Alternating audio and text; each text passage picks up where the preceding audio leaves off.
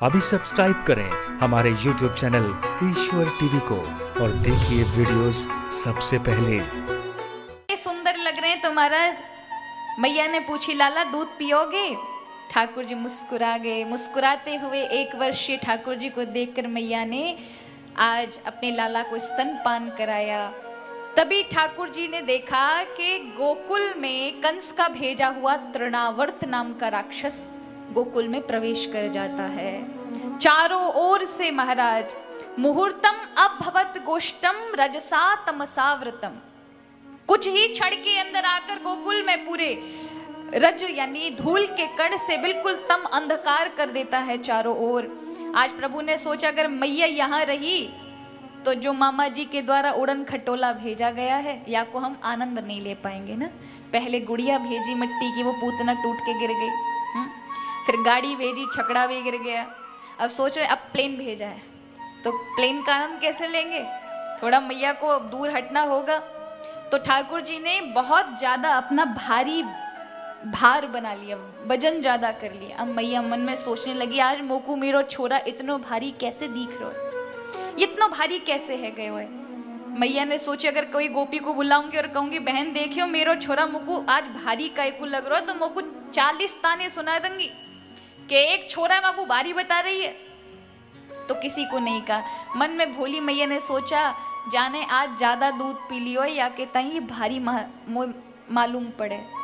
कुछ देर बाद या को दूध पच जाएगा तब ये हल्को है जाएगा। अपने लाला को आंगन में छोड़कर, लाला तू यहाँ खेल, मैं थोड़ा काम कर लूं, बाकी बात तो को देखूंगी। और ठाकुर जी तो चाहते ही यही थे।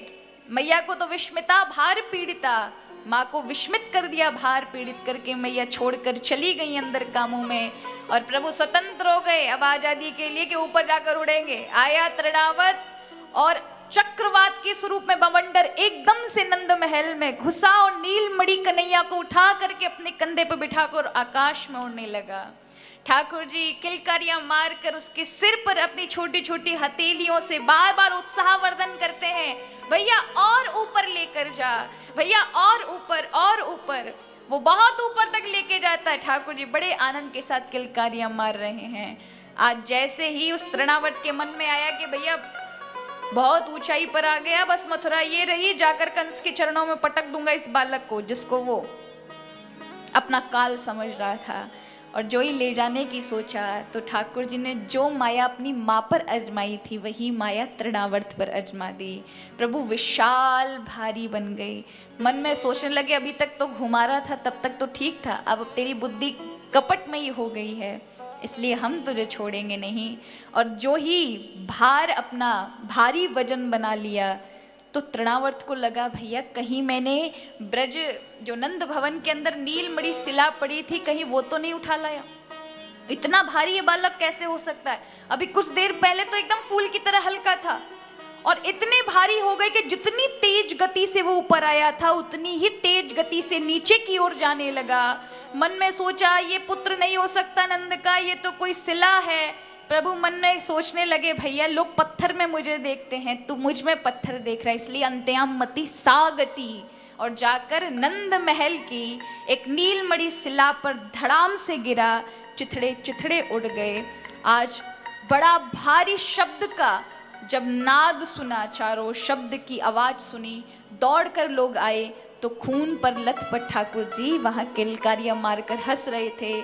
सबने आज देखा, विस्मित हो गई। यशोदा मैया ने उठाया और आज स्नान कराया, सुंदर प्रभु को श्रृंगार कराया, गौपुक्ष का झाड़ा दिलवाकर, सांडिल ऋषि आदियों को बुलाकर ग्रह दशा आदि को शमन करने के लिए हवन आदि सुंदर पूजा पाठ करवाए।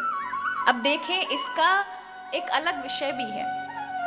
एक तो ये भगवत कथाएं हैं लेकिन एक आध्यात्मिक दृष्टि से देखें तो एक अलग महत्वपूर्ण विषय भी इसमें छुपा है। और वो ये है, आध्यात्मिक विषय ये है कि शरीर रूपी ही ब्रज है, ये शरीर ही ब्रज है।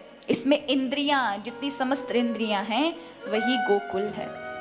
और उस गोकुल रूपी इंद्रियों के बीच में मन में कन्हैया अगर बसे हैं तब तक ये जितने भी विकार हैं संसार के आएंगे तो स्वयं ठाकुर जी उन्हें नष्ट कर देते हैं। जैसे सबसे पहले पूतना आई यानी अज्ञानता। जीवन में जब हृदय में प्रभु बस रहे, प्रभु परमात्मा बस रहे, तो पूतना अविद्या के आते ही ठाकुर जी सबसे पहले अज्ञानता का हरण करते हैं। यानी जो अंधभक्ति कर रहा है उसके अंदर उस अज्ञानता का निवारण कर लेते हैं, अविद्या को हटा देते हैं। फिर सकटासुर, सकटासुर कहते हैं, अब सकट जो आया था यानी बैलगाड़ी के रूप में था, और हमारे यहाँ बैलों को धर्म माना जाता है, तो इस गाड़ी में धर्म नहीं था।